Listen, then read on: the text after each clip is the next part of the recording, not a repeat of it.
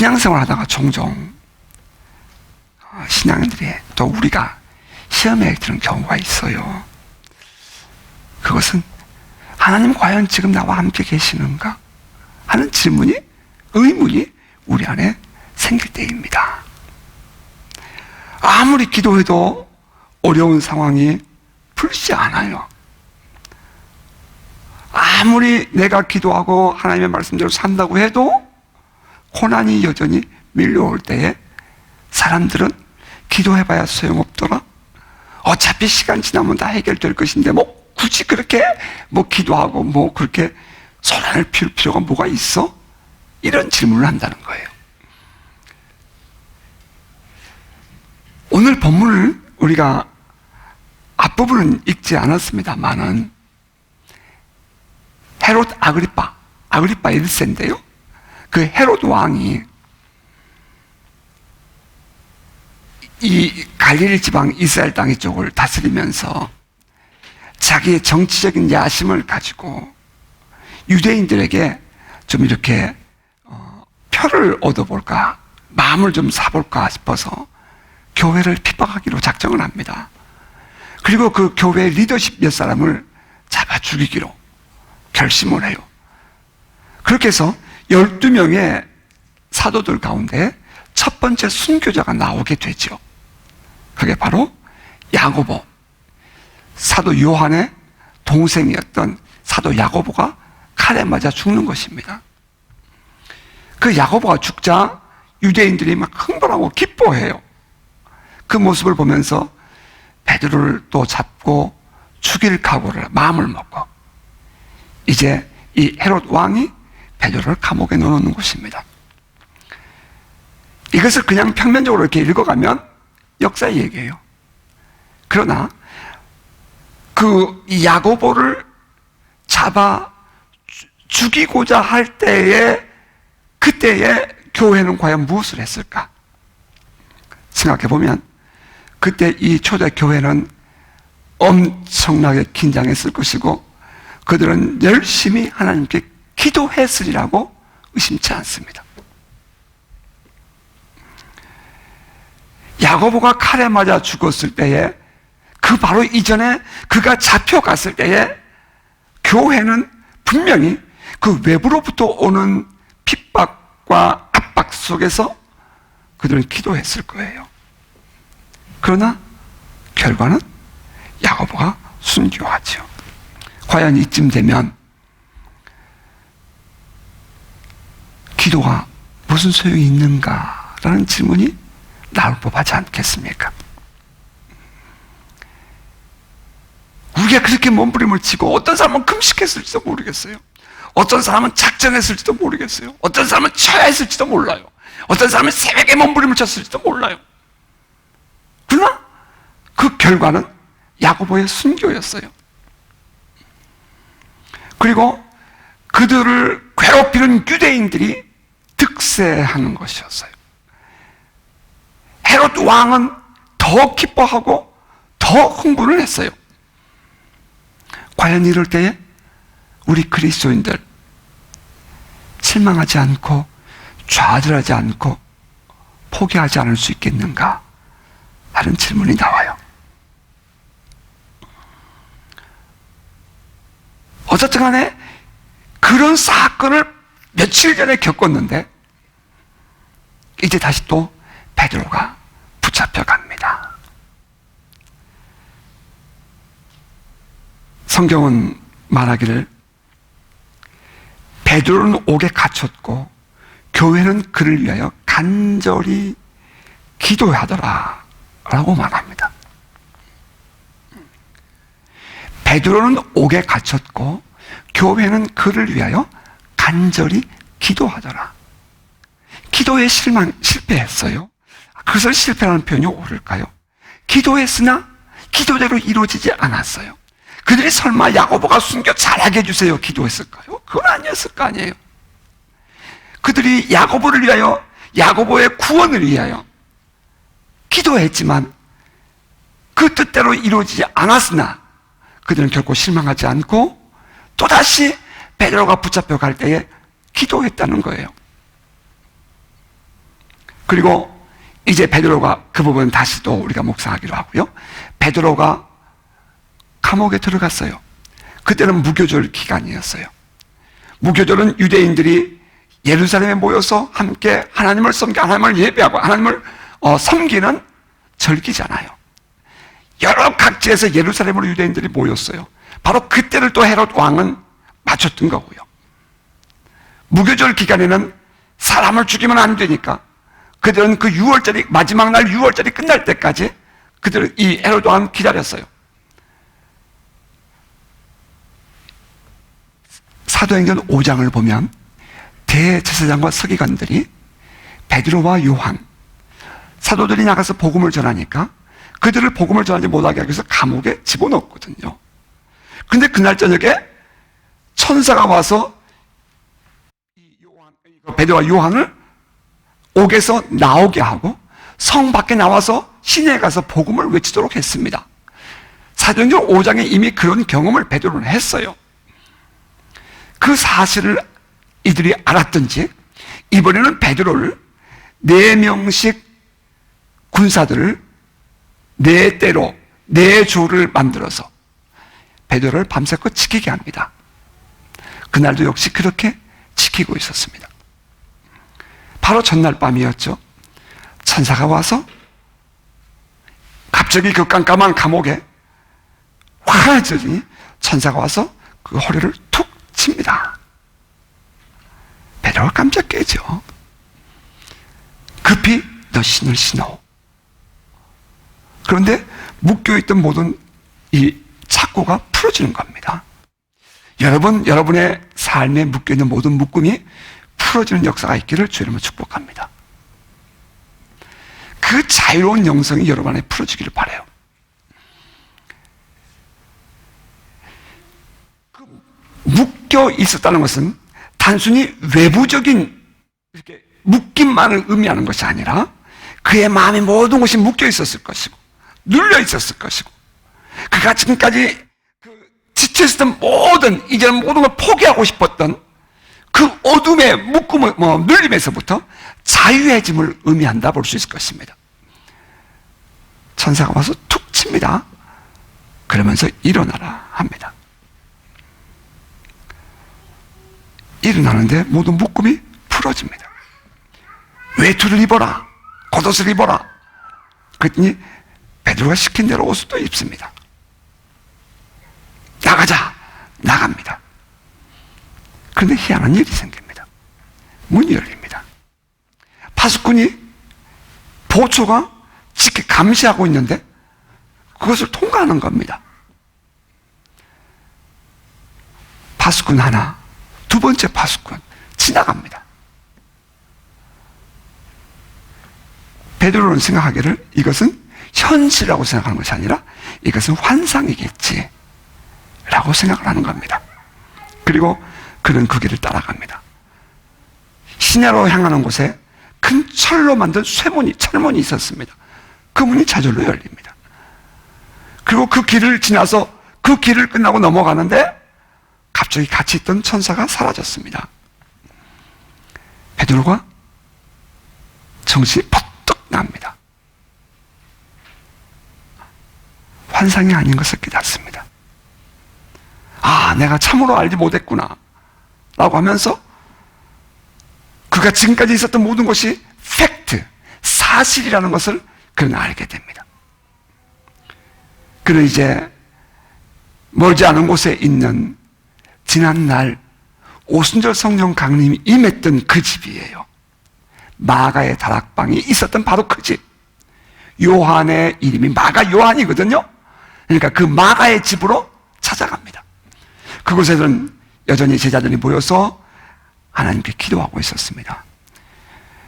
그 급한 마음에 베드로가 문을 두드립니다.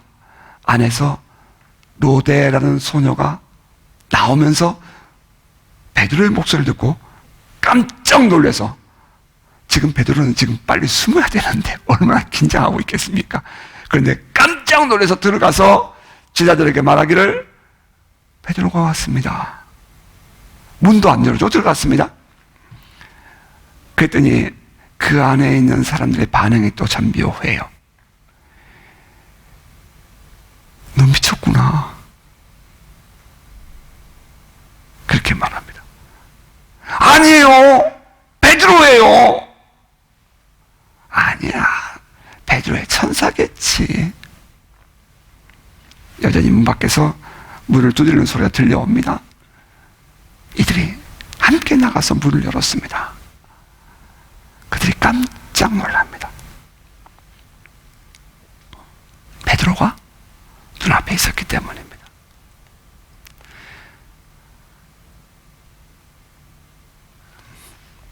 이 사건이 환상 중에 일어난 사건이고 신비적인 단순히 사건입니까? 아니면 오늘날도 우리의 삶에서 오늘 이루어질 수 있는 사건입니까? 저는 감히 오늘날도 이러한 일들은 능히 있을 수 있다라고 저는 말하고 싶습니다. 이 말씀을 성경에 기록해 하신 하나님은 우리에게 무엇을 말씀하고 싶어 하실까요? 단순히 베드로가 그때 그랬대, 천사가 와서 그렇게 베드로를 건져 주었대, 그것을 우리에게 말하고 싶어서 이렇게 장황하게 사도행전 12장이라는 이 한 장을 할애해서 기록했을까요? 과연 주님은 이 본문을 통해서 우리에게, 이 사건을 통해서 우리에게 무엇을 말씀하고 싶어 하실까요? 그 첫 번째는 하나님은 모든 것이 가능한 전능하신 분이라는 것입니다. 여러분 믿으십니까? 우리 인간들은 두려워하고 우리 인간들의 생각으로는 지금 베드로가 그렇게 꼭꼭 묶여 있다는 것은 더 이상 어찌할 수 없는 상황이라는 것을 의미합니다. 우리 인간들의 눈에 바라볼 때, 우리의 인간의 이해와 우리의 생각으로 우리가 분별해 볼 때에 지금 베드로는 더 이상 어떻게 할 수 없을 만큼 완전하게 갇혀 있다, 묶여 있다, 움직일 수가 없는 상황이다 라고 받아들일 수밖에 없다는 것입니다. 종종 우리가 살아갈 때에 우리의 삶에서 이러한 환경 만날 수 있습니다. 정말 내가 어떻게 할 방법이 없어요.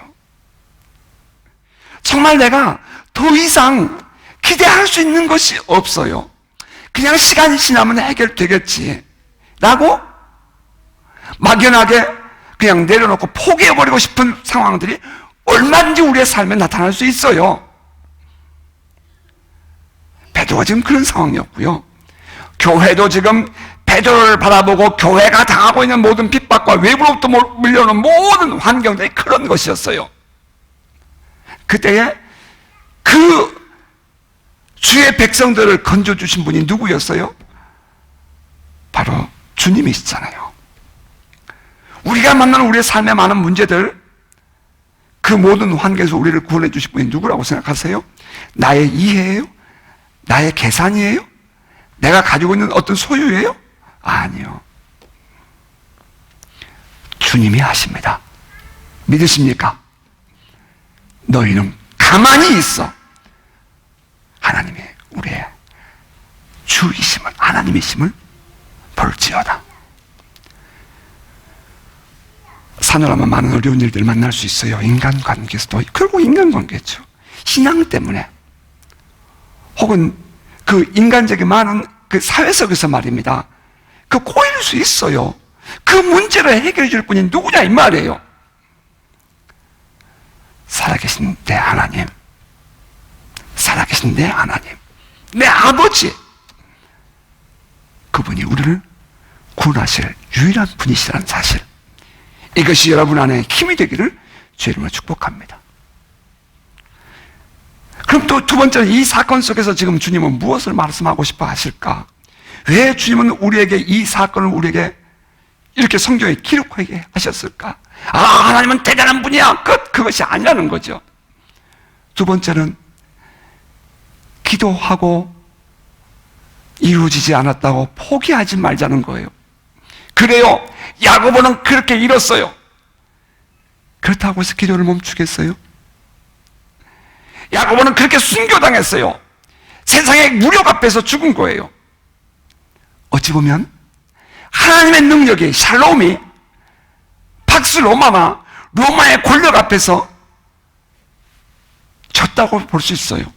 세상의 힘이 더 훨씬 커 보일 수 있어요. 그래요. 기도했어요. 그러나 이루어지지 못했어요. 그렇다고 해서 기도를 포기하는 어리석은 우를 범치 말자는 거예요. 비록 기도하다가 그래요. 때로는 이루어지지 않았다 할지라도 그래도 나는 이 전능하신 하나님을 믿기 때문에, 하나님께서 다시 나를 구원하실 것을 믿기 때문에 나는 기도하는 거예요. 읽었던 책 중에 그 치유하는 미국의 유명한 분이죠. 찰스 프란시스의 책에 이런 글이 기록되어 있어요. 자기도 처음에는 이렇게 많은 사람이 치유가 되지 않았대요. 1000명을 기도해주면 때로는 10명도 치유되지 않을 때도 있었대요. 그러나 그럼에도 불구하고 자기는 꾸준히 기도했대요. 꾸준히 치유사역을 했대요. 그래서 결국은 지금은 이 세계적인 사역자가 될 수 있었다는 거예요. 맞아요.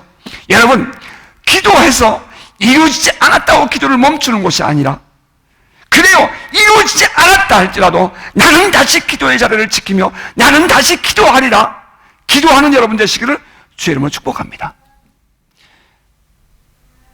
그때 야고보를 잃었지만은 교회는 베드로를 포기하지 않아요. 여러분이 혹여나 지난날 기도하다가 어려운 일을 만났고 기도했지만 이루어지지 않았다고 해서 여러분 주저앉지 마세요. 포기하지 마세요. 구하라 그러면 주실 것이요, 찾으라 그러면 찾을 것이요, 문을 두드리라 그러면 내게 열릴 것이니 구하는 이마다 얻을 것이요, 찾는 이마다 찾을 것이요, 찾아낼 것이요, 두드리는 이마다 열릴 것이라는 그 약속은 지금도 유효합니다. 그 하나님의 말씀은 지금도 유효합니다. 하나님의 뜻은, 하나님의 마음은 우리에게 재앙이 아닙니다. 우리의 장래와 우리의 희망을 주는 것이 아버지의 마음이라고 우리에게 말씀했습니다. 그러므로 우리에게 하나님을 구하라는 겁니다. 하나님을 찾으라는 거예요. 그렇게 말씀하신 하나님의 그 배경이 뭡니까? 지금 이스라엘 백성들이 포로로 끌려가는 것 아닙니까? 예레미야서 29장의 말씀이 있거든요. 이스라엘 나라가 곧 멸망할 거거든요. 울면서 예레미야가 외치는 거거든요. 하나님은 끌려가는 그들을 향해서 이것은 재앙이 아니다, 이것은 끝이 아니다, 이것은 바로 너희들에게 희망을 주기 위한 것이다, 이것은 장래에 너에게 평안을 주기 위한 것이다. 그러므로 기도하라는 겁니다. 그러므로 기도하라, 구하라. 사랑하는 성도 여러분, 우리가 하루하루 삶을 살아갈 때에 때로는 낙심될 때가 있습니다. 그냥 시간 지나면 해결되겠지, 내려놓아버리고 싶을 때도 있어요. 잘 되겠지 뭐, 하나님 내 아버지니까 하고 그냥 지내버리고 싶을 때가 있어요. 그래서 항상 좋은 일만 일어난 것은 아니었잖아요. 그렇게 할 수는 없잖아요. 왜? 성경은 우리에게 말씀하시기를 구하면 응답해 주신다고 약속했기 때문에요. 기도하지 않으면 이것이 하나님의 응답인지 모르는 거예요. 기도하지 않으면 이것이 저절로 되는 줄 알아요. 특별히 우리 부모님들 말이에요. 여러분이 기도하지 않으면 어떻게 우리의 자식들이 다음에 가서 기도하는 것을 하겠어요? 우리의 영성이 어떻게 흘러가겠어요? 우리 스스로가 주의 말씀 안에 우리가 살지 않으면, 성경을 읽지 않고 있는데 어떻게 우리의 자식들이 성경 읽는 것을 배워가겠어요? 오늘 내게 이루어지지 않는다 할지라도 포기하지 않고 묵묵히 주님 안에서, 그 기도는 만남과 사귐의 시간이잖아요. 주님과의 친밀감의 시간이잖아요. 주님과 함께 살아가는 시간이잖아요. 그 시간을 지켜갈 때에 필경은 결정적인 때에 하나님이 일하시는 것을 경험하게 될 것입니다. 여러분 기대하십니까? 그래요. 이 베드로가 그 위기에서 벗어날 때에 교회는 기도하고 있었다는 거예요. 교회는 기도하고 있었어요. 여러분, 우리의 삶의 환경이 정황이 어떠하든지 늘 기도에 힘쓰는 저와 여러분 될 수 있기를 주의 이름으로 축복합니다. 바울은 말하기를 쉬지 말고 기도하라. 왜 성경에 보면 말이에요, 수많은 말들이 기도하라는 말이 반복해서 나와요. 이유가 뭐예요? 이유는 쉬지 말고 기도하라는 거예요. 언제든지 어떤 상황에서든지 기도하라는 거예요. 그것 때문에 성경은 수없이 우리에게 기도하라고 많은 예들을 우리에게 제시해 주면서 기도할 것을 명령하고 있는 것입니다. 세 번째로, 그러면 이 본문을 통해서 또 주님은 무엇을 말씀하고 싶어 하는 것일까요?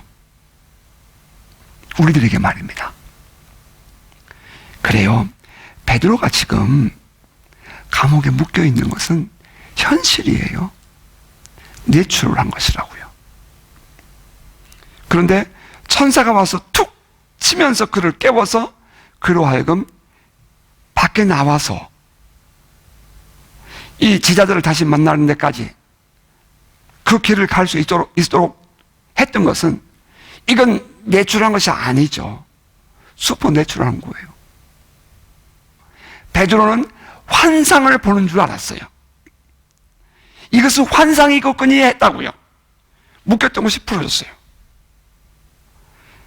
그가 옷을 입고 나오는데 모든 것이 저절로 문이 열리는 거예요. 이것이 어떻게 가능하냔 말이에요. 이것이 어떻게 교훈이냔 말이에요. 많은 사람들은 성경을 교훈으로 이해를 하고 싶어 해요. 어떤 사상이나 어떤 의미로 성경을 해석하고 싶어 해요. 이 사건 또한 그렇게 이해하고 그렇게 해석해요. 하지만 우리는 분명하게 알 수 있는 것은, 이 성경에 기록된 이 사건은 단순히 교훈이나 그런 사상이나 그런 이해를, 의미를 위해서 기록된 것이 아니라, 오늘 우리 그리스도인의 삶은, 우리가 비록 이 땅에 살고 있지만 우리의 삶은 영적인 삶 속에 살고 있다는 거예요. 이런 거 있죠. 우리가 몸이 아파서 병원에 가면 검사를 해봐요. 아무 문제가 없어요. 바이러스 체크해요. 아무 문제가 없어요. 소변 검사해요. 아무 문제가 없어요. 피 검사해요. 아무 문제가 없어요. 그런데 아파요. 그럼 병원에서 뭐라 그래요? 이건 신경성이라 그래요. 신경성이 뭐예요? 정신적인 문제가 우리의 육체적인 피지컬한 것을 영향을 줄 수 있다는 것을 의미하잖아요. 그런데 성경은 우리에게 말하기를 이 정신적인 문제가 영적인 영향력을 받고 있다라고 말을 해요. 우리가 영적인 영향력 속에서 우리의 정신적인 문제가, 또 정서적인 문제가 영향을 받고 우리의 육체적인 문제도 영향을 받고 있다는 거예요. 우리의 영적인 문제가 바르게 되어지고 영적인 삶이 건강해지면 우리의 정신적이고 육체적인 삶도 건강해질 수 있다는 거예요. 근본적인 이 영적인 문제를 우리가 해결해 줄 수 있는 분이 누구예요? 오직 예수 그리스도밖에 없잖아요. 우리 하나님밖에 없잖아요.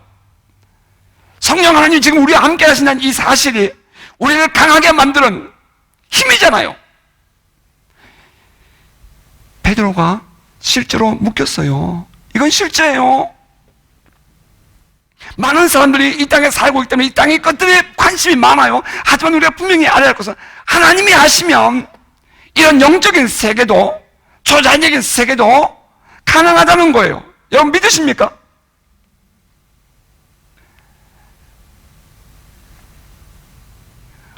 우리는 그것만을 추구하는 사람은 아니에요. 그러나 우리의 시민권이 하나나라에 있고 예수 그리스도의 구원의 능력이 지금도 효과가 있는 이상,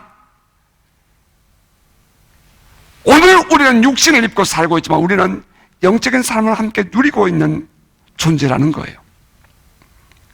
우리는 신비주의를 거부해요. 하지만 그리스도 안에서 신비는 얼마든지 가능해요. 여러분 삶에 이러한 그 하나님의 능력과 하나님의 은혜로 말미암아 이 세상의 모든 일들이 말이에요, 풀어지고 해결되는 역사가 있기를 주님을 축복합니다. 정말 이 일이 가능할까요? 우리 마가복음 9장에 귀신 들린 한 어린아이를 데리고 왔던 한 아버지와 예수님의 대화를 기억해요. 예수께서 간밤에는 저 산에 올라가서 변화산이라고 우리가 얘기하죠. 기도할 때에 변형되었던 그런 일이 있었지요. 그리고 새벽녘이 되어서 이 예수님이 다른 제자들 데리고 내려와서 보니까 9명의 제자들이 사람들이 많은 모임 속에서 얼굴이 벌겋게 지금 부끄러움을 겪고 있는 거예요. 귀신 들려 말 못하고 귀머거리 된 간질병하는 그 어린아이를 데려왔던 그 아버지, 예수를 보더니 툭 나와서 하는 얘기가, 선생님, 할 수 있으면 내 아들 좀 고쳐주세요 라고 말을 해요. 그때 주님 뭐라고 말씀하세요? 할 수 있거든요. 무슨 말이냐? 믿는 자에게는 능치 못함이 없느니라. 아멘입니까? 할 수 있는 것이 무슨 말이냐? 믿는 자에게 능치 못함이 없느니라. 마가복음 9장 21절 말씀이에요. 문제가 있다면 우리의 믿음의 한계고, 문제가 있다면 우리의 이 생각과 이해의 한계지, 여호와의 말씀에 능치 못함이 어디 있으며 여호와께 능치 못한 일이 어디 있습니까? 주님께 능치 못한 일이 어디 있어요? 여러분 믿으세요? 그러므로 우리는 기도하는 거예요. 왜? 기도는 하나님을 만나는 자리고, 기도는 바로 하나님의 능력을 우리가 당기는 자리고, 기도는 곧 하나님과 함께하는 삶이기 때문이에요. 기도는 그냥 우리가 이 땅에서 하는 것 같지만 이루어지는 것은 영적인 삶에서 이루어지는 거예요. 자연적인 삶에 하나님의 다스리심과 영적인 삶은 동행합니다. 아멘. 또 하나 이 본문에서 주님 무엇을 전하길 원하세요? 기도하는 가운데 주의 복음은 묶이지 않는다는 거예요. 베드로가 주의 복음을 전하고 있잖아요. 그런데 사실 베드로를 환영한 사람은 매우 극소수예요. 대부분의 사람이 베드로를 거부하잖아요. 하지만 베드로는 묶이지 않아요. 예, 묶였어요, 현실은. 그러나 베드로는 묶이지 않아요. 교회요? 예, 묶였어요, 사실은. 그러나 그 교회는 묶이지 않아요. 비록 아주 소수의 그룹이었지만 그 소수의 그룹이 하나님의 영광을 드러내는 축복의 통로였다고요. 웨일즈 부흥이라는 웨일즈, 영국의 웨일즈 지역에서 쓰던 부흥을 연구해 놓은 책들을 좀 읽었어요. 거기 보면요, 이러한 부흥의 이런 소식들이 반짝 일어났다 잠잠해지고 반짝 일어났다 잠잠해지고 그러면서 역사가 반복해서 나가요. 우리가 잘 알고 있는 아주사 거리의 부흥이 웨일즈 부흥의 영향을 받아서 아주사 거리의 부흥이 일어나거든요.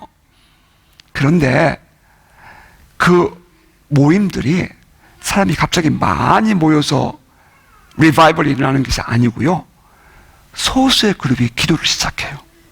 아주 소수의 그룹이에요. 아주 작은 그룹이에요. 아니, 책에 그렇게 기록될 정도로 작은 그룹인 거예요. 그러니까 작은 그룹이 그들이 모여서 기도를 해요. 목마르게 주님을 향해서 기도해요. 그런데 그 기도의 모임이 소문에서 사람들이 자꾸 모이는 거예요. 그렇게 해서 그 그룹이 한 마을을 변화시켜요. 그렇게 해서 그 그룹이 많은 사람들에게 영향력을 줘요. 그래서 그 그룹 속에서 100명, 200명이 예수를 다시 믿는 구원의 역사가 일어나요. 리바이벌이 일어나는 거예요. 그것이 또 잠잠해져요. 다시 일어날 때는 또 그들이 많은 100명이 모여서 한 게 아니고 소수의 그룹이 또 함께 모여서 기도를 시작하는 거예요. 그런데 그것이 그와 같이 부흥의 사슬을 연결해 가면서 웨일스 부흥이라는 역사를 이루어내는 거예요. 여러분,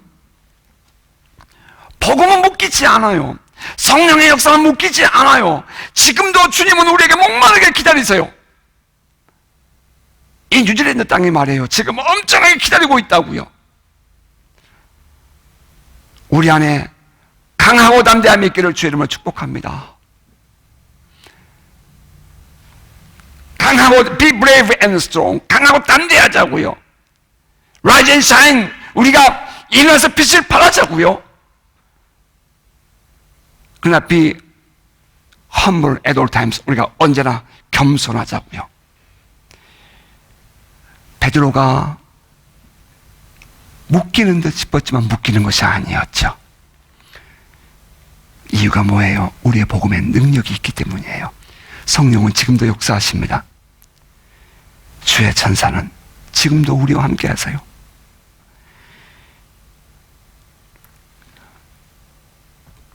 베드로가 나왔습니다. 그리고 그들에게 이 이야기를 야고보에게 전하라. 이 야고보는 야고보서를 기록한 예수님의 동생 야고보죠.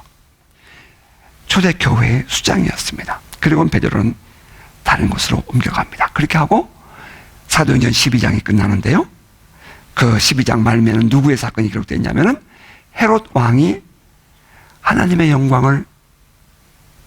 영광을 돌리지 않다가 벌레가 먹어 죽으니라 라고 기록하면서 12장에 마감하고 13장에 들어가는데, 13장은 안디옥 교회의 이제 사건으로 기록돼요. 자, 말씀을 정리해 볼게요.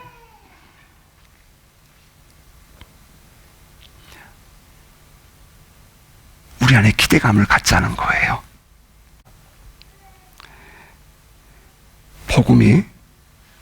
복음이 핍박을 받으면 끝날 것 같지만